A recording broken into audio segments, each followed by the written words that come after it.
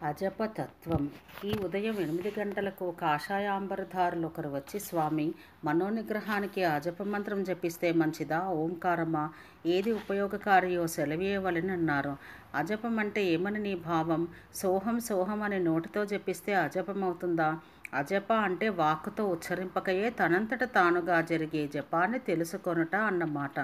అసలు జపతత్వం గ్రహించక వేల లెక్క పెడుతూనో జపమాల తిప్పుతూనో నోటితో సోహం సోహం అంటూ అక్షరలక్షలు జపించుటేనని భావిస్తారు. జపానికి ముందు ప్రాణాయామే వినియోగ అని చెప్పే ఉన్నారు. ముందు ప్రాణాయామం చేసి మంత్రం జపించమని అర్థం. ప్రాణాయామం అంటే నోర్మూయమనే కదా. ప్రాణ నిరోధం వల్ల పంచభూతాలను బంధిస్తే ఉన్నతత్వమే మిగులుతుంది. అది అహం అని సదా తానుగా జపిస్తూ ఉంటుంది. అదే అజపం. ఆ తత్వం అవగతం చేసుకొనుట అజపం. కానీ నోటితో జపించేది అజపం ఎట్లా అవుతుంది? ఎడతెగని ఆజ్యధార వలె తానై జపించే సత్యవస్తు సందర్శనమే అజప గాయత్రి అన్నీను. ఉపనయన కాలమందే అంగన్యాస కరన్యాసాది దిగ్బంధాలతో ప్రాణాయామం ఉపదేశించి అభ్యాస పరిపాకానుసారం అజపను గ్రహించమన్నారు. అది విచారించక ఏమో అజపం అంటారు. ఓంకారము అంతే. ఓం అనేది అంతటా నిండిన పరిపూర్ణ వస్తువేనాయే. దాన్ని వాక్కుతో ఎలా జపించడం? ఓం ఇచ్చేకాక్షరం బ్రహ్మం అద్వితీయం సనాతనం. ఈ సూత్రం గ్రహించక మూలాధారంతో గణపతికి ఇన్ని వేలని, తదితర చక్రములన్నింటిలోనూ బ్రహ్మకు అన్ని వేలని ఏవో లెక్కలు వేసి పెద్ద పెద్ద గ్రంథాలు రాశారు. జపించేదెవరో ముందు తెలుసుకుంటే జపమేదో తెలుస్తుంది. జపించేవాడు ఎవడని వెతికి పట్టబోతే ఆ జపమే తానై కూర్చుంటాడు అన్నారు భగవాన్. నోటితో జపించిన దానికి ఫలితమే లేదా అన్నారు ఇంకొకరు. లేదని ఎవరన్నారు? అది చిత్తశుద్ధికి కారణమవుతుంది. చేయగా చేయగా పరిపక్వత కలిగి ఎప్పటికైనా సరైన దోవ తీస్తుంది. మంచి కానీ చెడ్డ కానీ చేసిందేది వృధా పోదు. కాకుంటే ఒకటి కన్నా మరొకటి మేలని అధికారిని అనుసరించి అంతరాలు చెప్పవలసి ఉంది అన్నారు భగవాన్. భగవాన్ రాసిన ఉపదేశ సారమే ఇందుకు ప్రమాణం. అందులోని ద్విపదలను భగవద్రచితంలే కనుక ఇక్కడ రాస్తున్నాను. ఉత్తమ స్తోత్రములు ఉచ్చంపంతు చిత్త జపములలో జంత ఉత్తేజము సరిదాచ ధారపోల్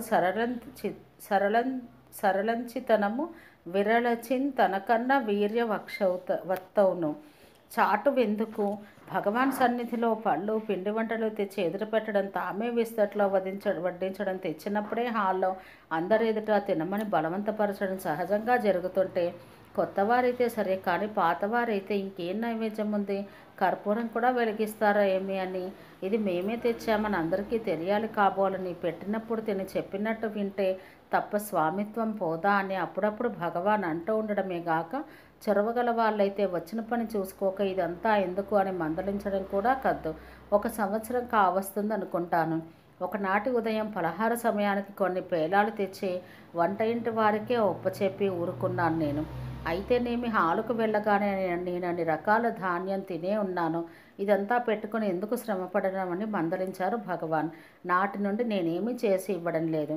ఈ మధ్య నీవు పంపిన అత్తిపళ్ళు బిళ్ళలు అందరి ఎదుట ఇస్తే ఏమంటారో అని భగవాన్ సేవకులకు చాటుగా చెప్పి ఇచ్చాను. వారు సమయం చూసి భగవాన్కి ఇచ్చారు. అప్పుడేమీ అనలేదు. కానీ 4-5 రోజుల క్రితం ఏం జరిగిందనుకున్నావు? మధ్యాహ్నం 2:30 గంటలకు నేను వెళ్ళాను. భగవాన్ దగ్గర సేవకులు తప్ప ఎవరూ లేరు. ఉడతలు సోఫా మీద పాకుతూ మారం చేస్తున్నాయి. భగవాన్ డబ్బా దులుపుతూ లేదురా లేదు అని నా వైపు చూచి, జీడిపప్పు అయిపోయింది, వేరుశనగ పప్పు వీరికి పొసగదు, ఏం చేసేది అన్నారు. ప్రశ్నాసూచకంగా సేవకుల వైపు చూశాను. సామాను గదిలో కూడా లేదట అన్నారు వారు. ఉడతలా మారము. నాకు ఊరుకోవడానికి బుద్ధి పుట్టలేదు. తెప్పిస్తే ఏమంటారో అని భయం. సాయంత్రం ఎవరు టౌన్కు వెళ్తుంటే 10 పలాల పప్పు తెమ్మని డబ్బిచ్చాను. తెచ్చిన వారు అప్పుడే ఇవ్వక మర్నాడు ఉదయం 9 గంటలకు ఇచ్చారు. ఎదురుగా ఇస్తే ఏమంటారో అని 9:30కు భగవాన్ బయటికి వెళ్ళడం చూసి కృష్ణస్వామికి పొట్లం ఇచ్చాను. మధ్యాహ్నం ఏం జరిగిందో తెలియదు. 2:30 గంటలకు వచ్చి 4 గంటల వరకు ఉన్నాను. ఈ ప్రసక్తి రాలేదు. బ్రతికాన్లే బాబు అనుకుని ఇంటికి వెళ్ళి సాయంత్రం 6 గంటలకు వచ్చి హాల్లో దూరంగా కూర్చున్నాను. వేదపారాయణం ముగిసింది. కృష్ణస్వామి డబ్బాలో నేను ఇచ్చిన జీడిపప్పు సర్దుతున్నారు. భగవాన్ చూసి, ఆ పప్పు ఎవరిచ్చారు అన్నారు. నాగమ్మ అన్నాడు అతను. ఎప్పుడు ఇచ్చింది అన్నారు భగవాన్. 9:30కు భగవాన్ బయటకు వెళ్ళినప్పుడు అన్నాడు కృష్ణస్వామి. అలాగా, ఇచ్చేది ఎదురుగానే ఇవ్వరాదు, చాటెందుకు? భగవాన్ కోపడతారని భయం. ఇంకా ఈ చేష్ట విడవలేదు. ఆ సుబ్బలక్ష్మికి ఇదే చెప్పింది కాబోలు. ఆమె కూడా ఇంతకు ముందే జీడిపప్పు తెచ్చి కిటికీలో నుంచే చాటుగా సత్యానందానికి ఇచ్చి చక్కాపోయింది. పైగా అత్త ఇవ్వమన్నదని సాకు చెప్పింది. అత్త ఇచ్చిందంటే నేనేమీ అననని దాని మీదకి తోసేసింది. ఇవే ఒక్కొక్కరి చేష్టలు. వచ్చిన పని చూసుకోక ఇదంతా ఎందుకో. స్వామిని ఏమార్చాలని చూస్తారు. మనమే ఏమరిపోతామని తెలుసుకోవడం లేదు.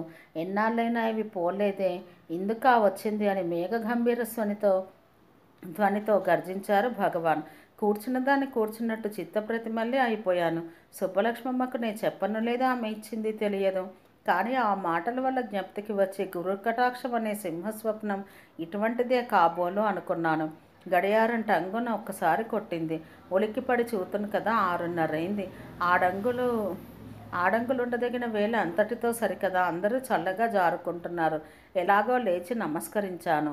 అనుగ్రహపూరితమైన ఆగ్రహాన్ని సూచించే రూక్షీక్షణాలతో పళ్ళు బిగపట్టి నా వంక చూస్తూనే ఉన్నారు భగవాన్. ఆ గంభీరమూర్తిని కన్నెత్తి చూడలేక సిగ్గుతో వంచిన తల ఎత్తకుండా ఇంటికి వచ్చాను. భళ్ళున తెల్లవారింది. శిక్షాలక్షణమైన ఆ మందలింపుకు జీడిపప్పే కారణం కాదని, జ్ఞానోపార్జనకై కదా వచ్చింది. ఆ వచ్చిన పని మరిచి సంచరించిన విషయాలు ఇంకా ఎన్నో ఉండవని గ్రహించి మనసులో క్షమాపణ వేడుకున్నాను. ఉదయాత్పూర్వమే లేచి త్వరగా కాలకృత్యాలు ముగించుకుని ఆశ్రమానికి వెళ్ళి హాల్లో అడుగుపెట్టగానే మందహాసంతో మా కేసు విచారణకు తెచ్చారు భగవాన్. సుబ్బలక్ష్మమ్మకు నీ చెప్పలేదని భర్తగారి షష్ఠిపూర్తికి తెచ్చిన పప్పు మిగిలితే ఉడతలకి ఇవ్వమని అలిమేలత్తే ఇచ్చిందని తేలింది. అలాగా ఇప్పుడు కథంతా వేరు విధంగా మారింది. అయితే మాత్రం చాటెందుకు, పోనీలే ఏదో అయింది అంటూ ప్రసంగం మార్చి మాటలతో మాయగప్ప చూశారు భగవాన్. నాకు మాత్రం ఇంతవరకు మరుపులా రాలేదు. ఆశయా బధ్యతే లోకో కర్మణ బహుచింతయ ఆయుక్షీణం న జానాతి తస్మాత్ జాగ్రత్త జాగ్రత్త అన్న పెద్దల వాక్యం విస్మరించి, కాలవేగం గమనించక కాలయాపన చేస్తున్నదే బిడ్డ అన్న పరితాపంతో పలికిన ఆ పలుకులు, చూచిన ఆ చూపులు నా హృదయ ఫలకంలో ముద్ర వేయబడ్డాయి. అన్న ఆ సంఘటన ఏమని రాయగలను? జ్ఞానదాత కదా భగవానుడు.